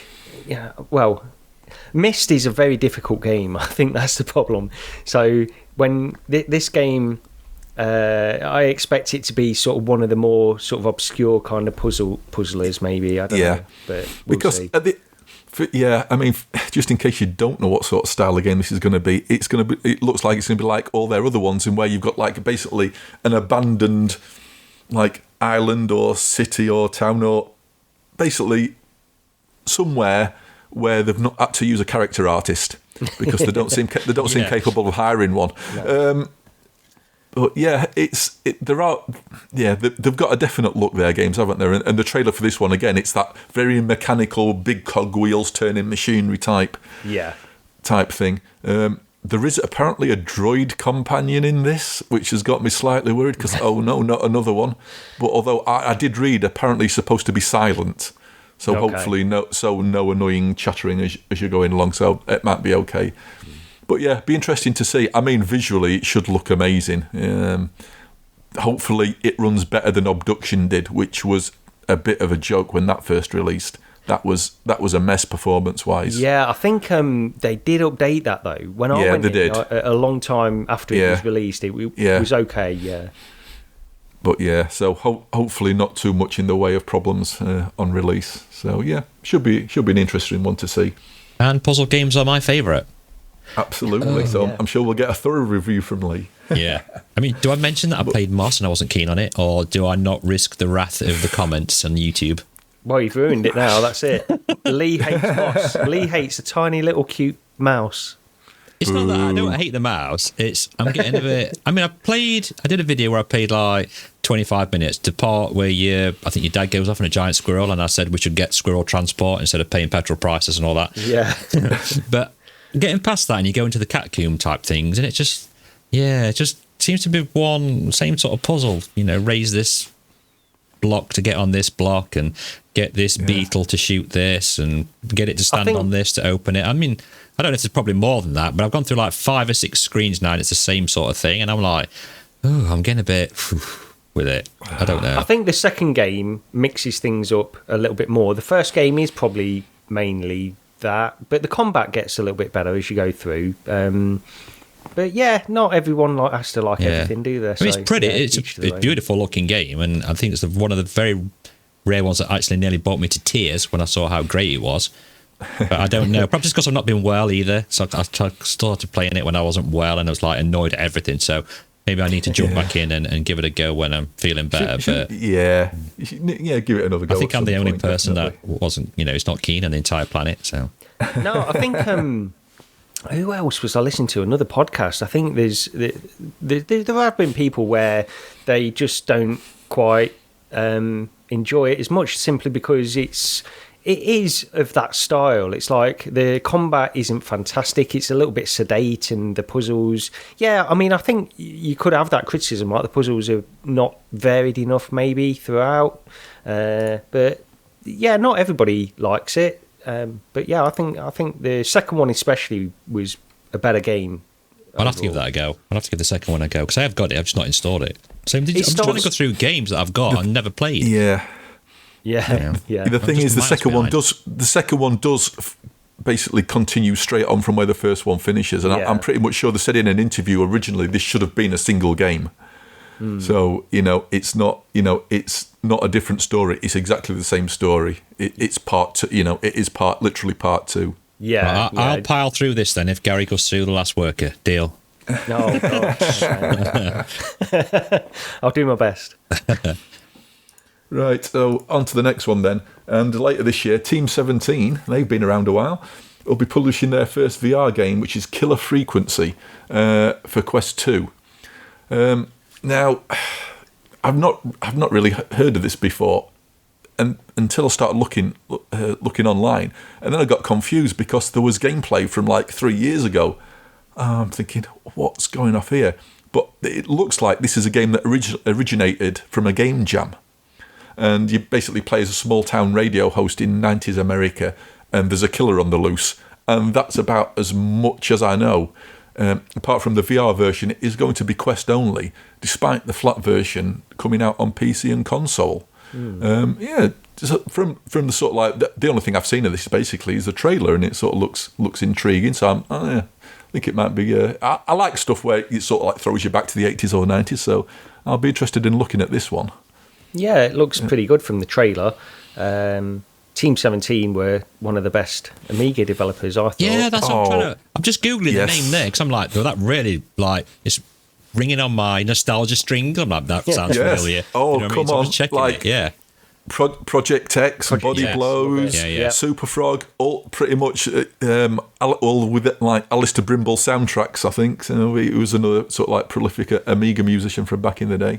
So I absolutely love Project X. That's one of my favourite side-scrolling shooters. That is, and it's probably just because I played it so much. But it's very difficult. It's a difficult game, but it's still good. There was on that one. I think it was a Starfield. I can't remember, but if you had a slightly later Kickstart version, you got ECS. It was ECS. No, that was it. It was ECS enhanced. I think. Right. I think you got an extra Starfield. There was something about it anyway, but I don't know. It's a good game. Good development. I wonder how many people from the Amiga days are still there though that are making this. It'd be interesting. It'd be interesting to know, wouldn't it? Oh man, can you? Wow. You'd have to bring them out of cryogenic freezing to make the game. Enough reminiscing, unless we want to do a retro podcast. But maybe one day. Maybe one day. But next thing, Red Matter 2 coming to PSVR very soon. Apparently, that's the only date or approximation. But native 120 hertz, 120 FPS with foveated rendering. This should look rather good. I can imagine it's going to look pretty special in that headset, given the sort of like the contrast and the black levels and the HDR. It should be this should be the definitive way to play it, I'd imagine. Yeah, I think so. If because they do so many tricks on the Quest as well, like with the lighting and stuff, just to get that game looking as good as it does. And I wonder what they can do on a PSVR2 with that. And it looks like they're focusing on the right things as well. So I'm hoping it's not just that it's these 120 frames native and the foveated eye rendering. I'm hoping they've got improved lighting and things like that in there maybe. Not that it really needs it, that's the thing. It looks great anyway, so maybe they don't need to do anything else, but should be good. Maybe they can up some of the, I say up the resolution, the texture and stuff, but it really did look good. Even on Quest it looked fantastic. I know we banged on about this before, but No, we were talking about this, weren't we, Roger, when we were all playing Walkabout the other day, how I can get it to look that good. Like on the Pico, it looks... I wouldn't be able to tell the difference playing this on a Pico with playing the PC VR version. I mean, I've not tried the PC VR version, but it just looks like I'm playing PC VR when I was playing it on the Pico. It's that good. And it ran so well, as it was optimized fantastic as well. Yeah. Oh, it's fantastic. And the only difference, because I did try it on PC, and it's just what you'd expect, really. It just looked sharper. And maybe there were other effects on there as well, like lighting and stuff, but nothing that I noticed. It was just the fact that it was a little bit sharper on the PC. Yeah. Did we miss that one? I think I missed that one out. Eye of the Temple. Eye of the Temple. Let's go back to that one. I missed that one there. So Eye of the Temple, which previously a Steam VR game, coming to Quest next week on the 27th. So that's next Thursday. So this is a room scale platform game. You do need about 2 meters by 2 meters play space minimum. I've never played it, even though I see people again and again sort of harping on about how good this actually is. And it's probably one of the actual genuine room scale games actually out there, because you move around by walking. There's no artificial locomotion. You need that you need that space, so you can physically walk about the room and step onto platforms, which will then move you to another area, so you can step off, and it sort of redirects you around that play space. Has anybody played this? No, but I have. Yeah. Oh, have you? Go ahead, Lee. Very briefly, I think I played the demo when it came out ages ago, and I quickly learned that my living room is definitely not 2 meters by 2 meters. So just be aware that you will need a decent sized room, because otherwise you may hit the TV on the wall or the fireplace. But it's quite clever how you're just moving about. It did make me wobble a little bit, because you're on some things that like rotate as well, so like rotating beams, and I was like, you sort of have to move back a little bit, as if you would if you're ever going to go on one in real life. But it was really weird to play, but I quite like that as well. It should be really good, but you definitely need that room.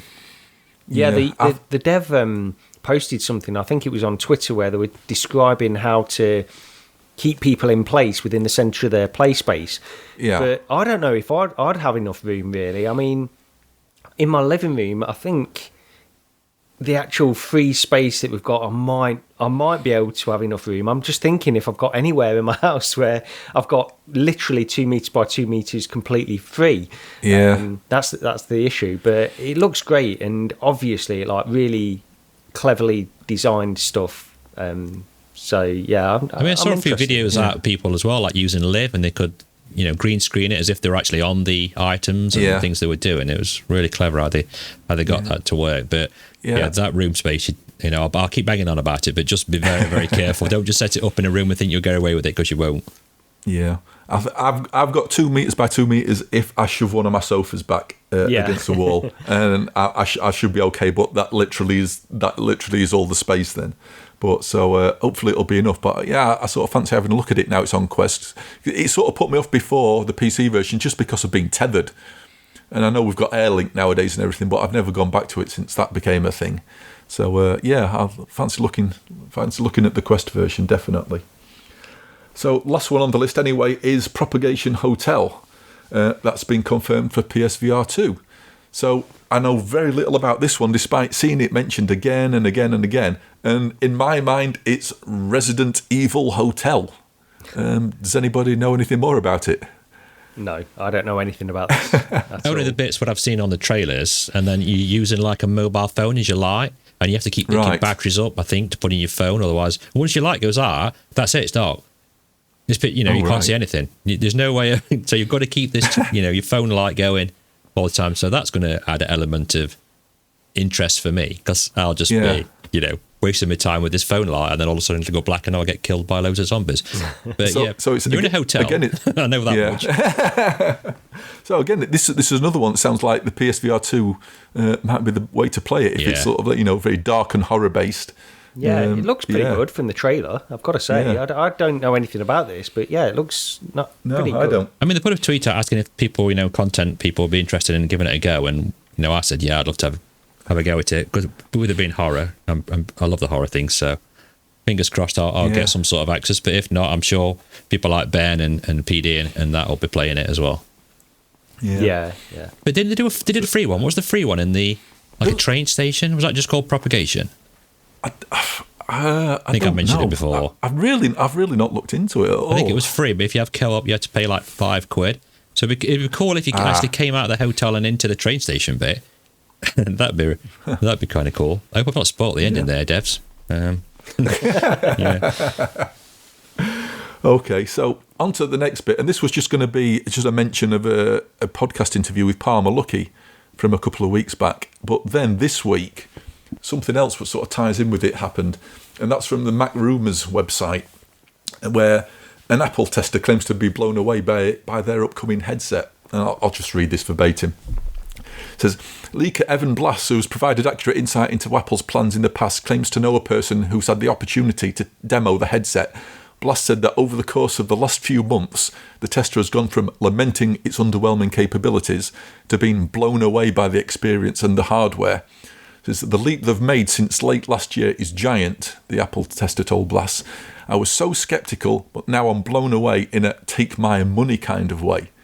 So this follows on, like I said, a week or two later, from some comments from Palmer Luckey, who's been interviewed by Alex Kantrowitz on the Big Technology podcast, where he talked about sort of VR and Meta and Andrew Will, and he made some comments on the sort of like, the seemingly forever upcoming Apple headset. And Palmer said, I think that the hardware is going to be great. It's a reprojected AR headset, which, by the way, I believe is the future. Without a doubt, it's the only path to better than human vision.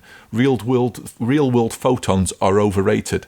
And when he asked if it would be impressive, Palmer said, it impressed me, which sort of gives the impression that he's tried a version of this. Now, he did go on to say that it wasn't, that it wasn't the Apple HMD or the final version he tried. He sort of tried to roll it back a bit, but it does sound like he may have tried something that either uses the same hardware or maybe he's used like a pre-production prototype or something. He wouldn't go into it, into any specifics. But yeah, so it does seem there is something out there, and what is out there could be really, really impressive. Does this sort of make you more interested in an Apple headset? Ignoring the price aside, putting the price aside, which, given the rumours of $2,000 to $3,000, might possibly definitely beyond my budget anyway. But does it make you any more interested, Gary? Yeah, I'll probably pick up two of them, I would imagine. Oh, that's fair enough. That price is just it's too much, but. They'll probably have these in the Apple stores, so you might be able to go and arrange a demo or something like that in there. Yeah. But there was also a little bit of news about the integrated apps. There was some rumours that they were sort of integrating the usual apps that you might expect on this sort of iPhone apps realised for the MR kind of format.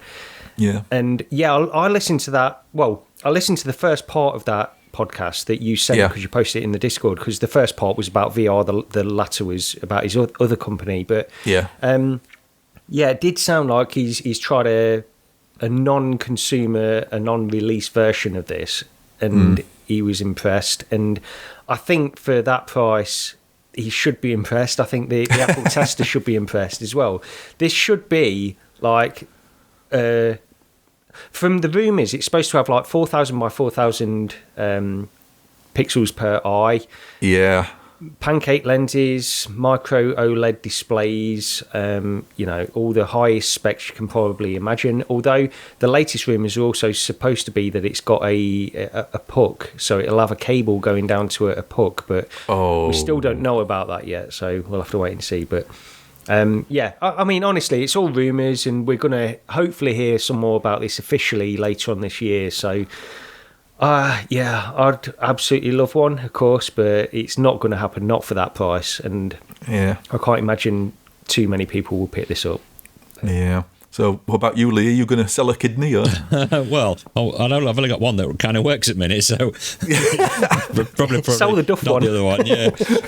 I could do with buying one, never mind selling. But I mean, I keep seeing rumours about it. It's going to be released, announced this year. Then you'll see something else saying it's not ready to be announced. They're not going to announce it. And then again, on another couple of weeks, it'll be, can't wait to announce this headset. It's going to be revolutionary. And then you think, is it going to be announced or not? But hopefully, we'd see something this year. And it's Apple, isn't it? So they're not going to do anything half, insert word. I'm not going to say it because we're family friendly.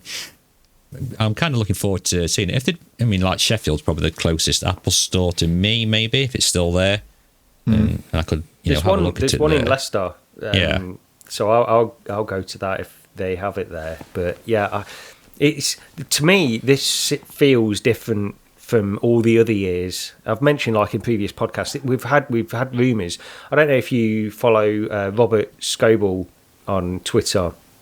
Apparently, he claims to have like insight into all of this, and says for the last 3 or 4 years he's claimed Apple are going to change things this year, and he's said that for so long, and you just can't really believe anything he says. He's very much an Apple fanboy anyway, but this year does feel different based on all the rumours that are coming out, and I just don't know.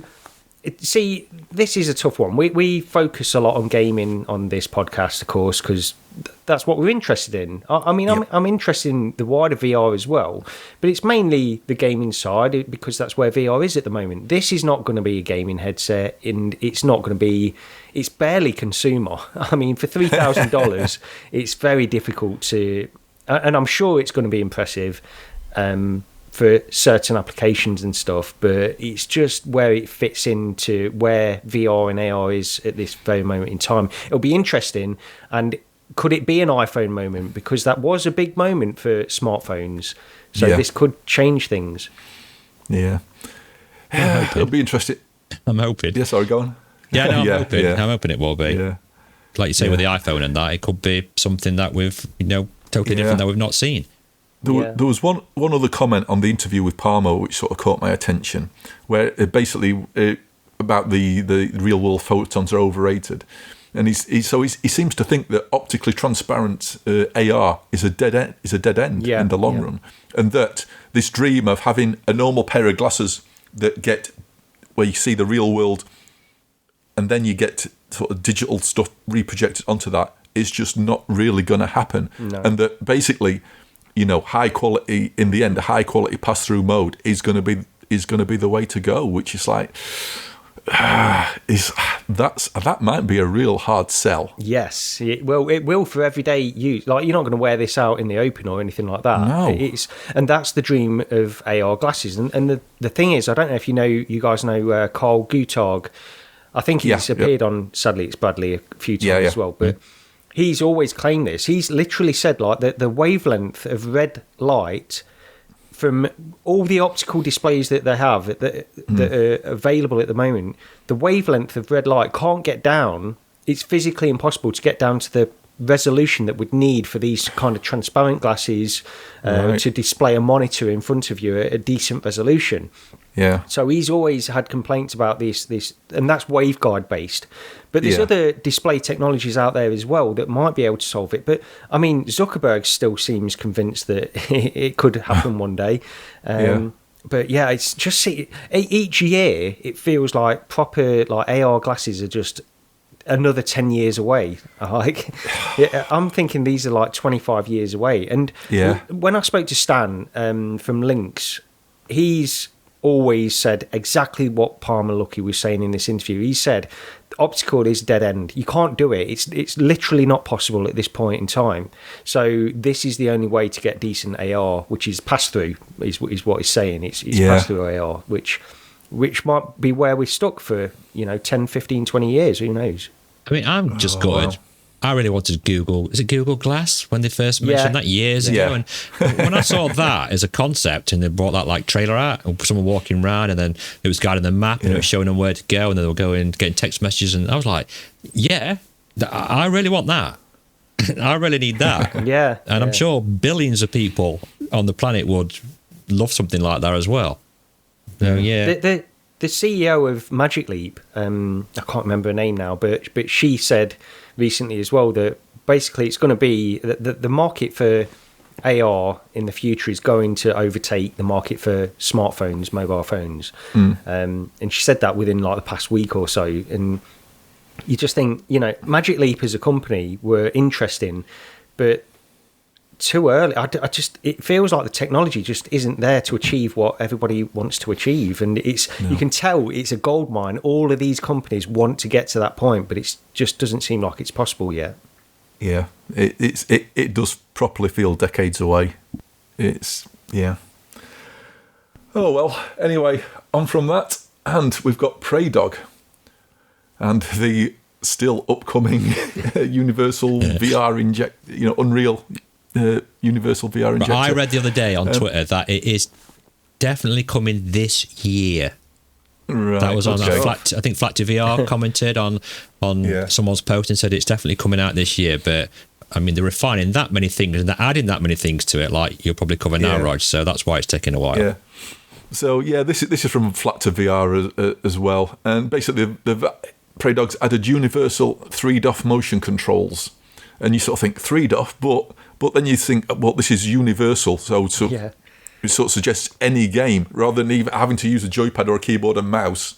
You've got 3DoF motion controls. So I'll read it again, what they posted, which is, in just 6 months, Preydog's gone from this crazy idea of creating a universal Unreal Engine VR mod, 6 months, wow, to getting full 6DoF working in almost every Unreal Engine game, then additional rendering systems that make stereoscopic work when even Unreal Engine's official solutions won't work on certain games, then head-based aiming, thousands of fixes, quality of life additions, to finally motion controls. I mean, that's a big add, having been able to use any sort of motion controls just out of the box. This thing sounds amazing, but it's like, let's see it working. Yeah, it's how, I mean, this is unbelievable, really, and it's like a path. Because I'm not going to rule anything out at the moment. This seems like a path to like full 6DoF motion controls at some point.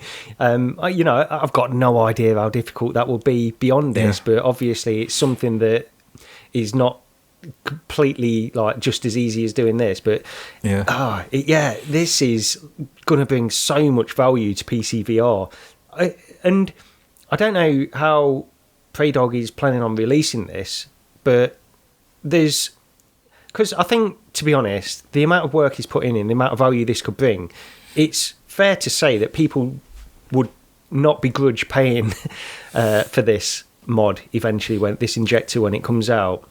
And I think there's just a danger of putting it out on Patreon or something like that, as we've seen with Loot Boss, got taken down because of the GTA 5 Take-Two sort of told him to stop releasing these mods for a paid fee. So at the same time, I'm sure that most people would want to support what Preydog is doing here. Patreon might not be the way to do it, but maybe a donation page or something like that, because the amount of work and the amount of value this brings to PC VR is honestly invaluable at this point. So I think it looks great. Yeah, it's going to be one to keep an eye on, and it's another one what makes me think I really need that upgrade. I mean, Hogwarts Legacy in this, Rog. I mean, we didn't really mention the game that shall not be named too much recently, because at one point, me and Roger were banging like 8 hours a day playing Hogwarts Legacy. We never said anything about it on the podcast because we didn't want it to turn into a Hogwarts podcast. So we said to Gary that we wouldn't mention it so much. But and this, I mean, imagine like flying around Hogwarts, even with 3DoF, straight out the gate without any messing. And he has said as well that people can add motion control options if they're inclined to be able to do things like that to the games as well. Yeah, because it's going to be all unlocked. I'm going to mention it's like if stuff's automatically got 3DoF controls, it might be a shorter path then to adding a patch to specific games to make it fully 6DoF as well. So. Very, very I mean, I know we always play on the upcoming VR mod because I mean if Flat to VR is watching or listening, we're just joking about that. It's just a joke. Oh yeah, absolutely. We don't mean anything by that. It's just six months. We're desperate for it. That's why. It's like in just 6 months, this is what's happened. It's like that's a ridiculous short amount of time. I mean, this is why it's taking so long, because it's some dev team how long did it take to make games, and this is like it's a massive undertake to do this. I think the thing is as well. I mean, I'm all for like take your time. I'm in no rush. I want it to be right when it's released, and I'm sure there'll be iterations once it is released to make it even better as well. But yeah, I mean, the fact it's universal and some stuff will work better than others, but I just wonder as well just how janky certain things are going to be and stuff like that. We've got to wait and see on that side of things. But with the future iterations and the amount of work that's going into this, seemingly, oh God, this is like one of the best things to happen to PC VR for a long time, really. I can understand why it is taking the time, though. Can you imagine releasing this? How many Unreal games on 4 or 5 or whatever it is? And then the amount of stuff you're going to get on Discord from people saying, right, I've done this and this don't work, I've done this and this don't work, for every single game going, and you're the senior dev that's responsible for it. I mean, don't want to put him off, so keep going, Preydog. Keep up the good work, dude. Keep going. I tell you as well, the Preydog mods are fantastic. Like I've mentioned numerous times, Resident Evil. We've all played the Resident Evil mods and stuff, and they work so well. So that's why I'm also especially excited for this, because I know that they put in the work to make it a good VR experience. So I don't think this will be any different. It's not going to be native VR, and we all know that, and that's the difference, I suppose. But it's going to be very, very close. I mean, I don't notice the difference from playing the Resi 7 to playing Resi 8 on the PlayStation VR2. I know they're different games, obviously, but it's exactly the same to me. Just the mods, everything looked exactly the same. Yeah, really talented. Yeah, it's going to add a lot of value anyway to a lot of people, so... Anyway, so this next one. So, Lee, apparently your London chauffeur is joining a podcast or something? Yes, I saw it announced on Twitter that Dr. Oculus, who is a good friend of mine, and can I just say that Dr. Oculus, for the trip to London to the WASD, he picked me up from my house, he drove all the way to London, he paid £50 for a car park, right, which is ridiculous for a start, and the £15 congestion fee, because it was like a metre inside that, and wouldn't take any money off me whatsoever. Sound bloke, innit? Yeah, he wouldn't take anything off me whatsoever. It is a fantastic bloke. You must go check him out on Twitch. It's really funny, and he releases the YouTube videos as well. But yeah, he's joining the VRverse podcast as co-host with the VR Realm. So I look forward to seeing that. I think they do it in Neos, right? Oh, right. Is it in Neos? I'm sure it is, yeah. Yes, they do it in Neos. I didn't realise he was joining on a regular basis. I thought he was going to be a guest on there. Oh, right. Well, no, he has been guest in the past twice, I think, but now he's joining. Sorry, I was going to say he's basically done a Lee in that he's turned up twice in a row on a podcast and then joined full time. I might as well keep him. Well, I think it's Paul from VR Realm and Dr. Oculus. They used to do a podcast called VR Souls, was it? Something like that. Yeah. I caught quite a few episodes of that as well. I don't know what happened to that, really. Did they just all go their separate ways on that one? I'm not sure, but I don't know. Yeah, I didn't realise he was joining on a regular basis, but that'll be good. Yeah, I'll be interested because VR Realm interviews a wide range of people on that podcast, doesn't he? So. Yeah. So, yeah, good luck, dude. Look forward to listening to it and seeing it. Yep. Wish you all the best, my friend. Yep. So, final thing, really, is Alien Isolation. One of my favourite VR games, is on sale on Steam until the 27th of April. And you can buy the complete Alien Isolation collection, including all the DLC, for 80% off at a total bargain of £9. Yeah. So... It's got to be a no-brainer. You've got to try it at least once if you've not tried this in VR. For my money, it annihilates any of the Resident Evil stuff for total tenseness and scare factor and everything. It's the only thing that makes me nervous. Where I can load that game in, and it's the sound. Yeah. Just hearing the sound instantly just fills me with dread, like nothing else does. No other game even remotely as close for me. It's the only game where I play it for half an hour and then calmly remove the headset and go and do something else. I've never noped out of it, but I literally can only play this for so long, and then I just have to take a break. Yeah. I probably I'm about 45 minutes is my max in one session. Yeah. In Alien Isolation. Yeah, it's well worth it. It's one of the best sort of VR mods that you can get as well, and it's limited, isn't it? we've mentioned it numerous times. Everybody knows about this, but it's still a fantastic experience. And you can use motion controllers, contrary to what you might hear people say. Oh, you can only use a gamepad. You can use motion controls with it, and it works fine. It's It's not real motion. It's not hand presence or anything. Yeah. You can't go around picking stuff up. No. I mean, you're just moving it, and you're moving your left and controller. Pressing A to shut the things and that. Yeah, pressing the buttons. Yeah. But I mean, I used the motion controllers and had a really good time. The only reason I've tied it on the end is because when I went onto Steam, it popped up that it was on sale, and I thought you've got to mention it to everyone because we always mention it. You got to go and buy this. Yeah, if you've not got it yet, definitely get this one. Especially with all the DLC for £9. It's brilliant price, fantastic. In the very first episode, it was one of my picks for one of my all-time top 3 sort of games. So. I think it's everyone's favourite or one of the favourite VR horror games. That's actually not VR as such. Yeah, it's a great movie tie-in sort of. Well, I mean, it doesn't tie into any of the movies specifically. It's it's a spin-off, but it's just one of the best that's ever been done. That sort of links into a franchise like that. It's just so well done. It was done by. You can tell it was done by people who were really in love with this sort of the Alien franchise. It's the closest you'll get to being in an Alien film. Yeah. To this game, that's as close to the films as it feels like. Yeah. It also highlights as well, I think, the value of Preydog's mod anyway, because even if you get an experience like this on all of those Unreal games. Yeah, you can pick and choose which ones you want to get, and there's still so much value in a game which plays pretty much like a gamepad game, but still in VR. Definitely get this one. Yeah, absolutely. Did you try very quickly? Did you try the texture mod I've sent you? I'm sure I've actually this before. I've added that in. Yeah, could you notice any difference with it? Because I think it does fix the anti-aliasing stuff up and things like that on the edges if you really look careful. It and might the pipes, I could tell on the pipes and things like that as well, how sharp they looked.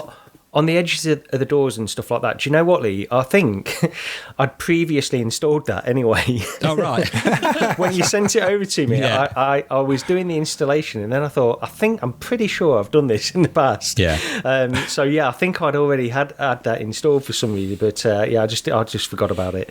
I was also quickly as well going to mention the Black Mesa VR thing. Oh, right. Because I did try that, which it uses the Half-Life 2 Episode 2 VR mod, and you can include it in Black Mesa. I don't know a lot about it. Apparently, I just installed it. It's quite a long-winded installation process, really, to get this mod working in the first place. But it works, from what I've played, just briefly going in, it works pretty much like the Half-Life 2 VR mod does. So you get, full motion controllers and stuff like that. Yeah. But worked pretty well. I think because I was listening to, yet again, another mention, the VR Gaming podcast, and they played it. I think there was something to do with it uses an slightly older version of Black Mesa or something like that. Yeah, that's from what I recall, yeah. Yeah, and you might have said this as well, Lee, actually, and it's not quite as... it's a little bit more janky than maybe the Half-Life 2 VR mod. I've only played a little bit of it, and it seemed to work pretty well. But that's worth looking into. I think it's still in a beta anyway. So, but it's probably going to be the best way to play the original Half-Life once it's up and running. So looked pretty good to me. Nice.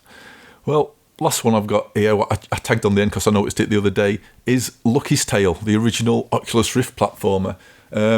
For the next few days, maybe next 2 or 3 days after this has gone out, it's on sale on Steam for £5.50, and it's a nice little platformer. It's the OG Oculus Rift platformer. It's in my book, it's definitely worth a £5 to go and play that. It's an easy-ish game, apart from the time trials, which are then the most brutal time trials I think I've ever seen in any game ever.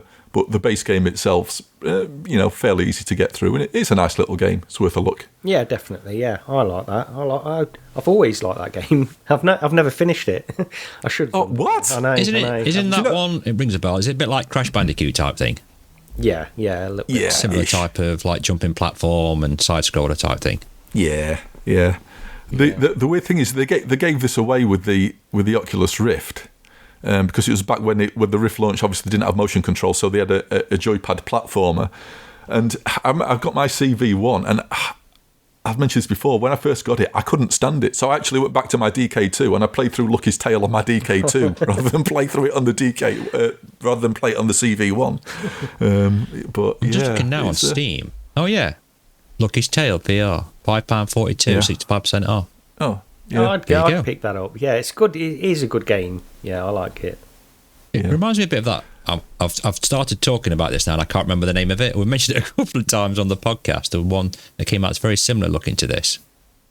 Right, if I remember what it is, guys, I will put it in the comments. Oh, Vet. Is it Vex? Oh, yeah, that was it, yeah. Ven, that's it, sorry, not Ven, yeah. Yeah, that's the one. Save me doing it, save me Googling it now, yeah. It looks very similar to that, It's similar, but it's nowhere near as difficult as Ven. That's the thing, yeah. It's Yeah, I like it. It's worth picking up. It was sort of like a staple back in the original, like in 2016. You got to play Lucky's Tale, but I don't think it does anything outstanding, but it's worth picking up. Yeah, definitely. You could pick up that and the bundle, the Super Lucky's Tale, which I think that's only flat screen, right? But it's £11 for both of those as well. The Super Lucky's Tale, which is a different game altogether, but that's flat screen only. But yeah, there's a bundle with that in it as well. £5, definitely. I'm glad you mentioned that, Rog. I am going to add to cart right now. Excellent. And that being said, I think that's it, unless anybody's got anything they want to add, what we've not covered. No, I think I'm done.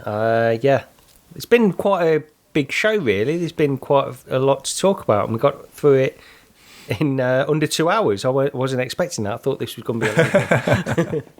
Well, efficiency, you see. There you go, yeah. You've overthrown my dictatorship and refined. Oh, right. So, yep. That wraps it up, except to say please like and subscribe, leave a review or a comment, all the good stuff that you can do. And just to say thank you so very much for listening. We really appreciate it. And cheers, everyone. See you next time. Take care.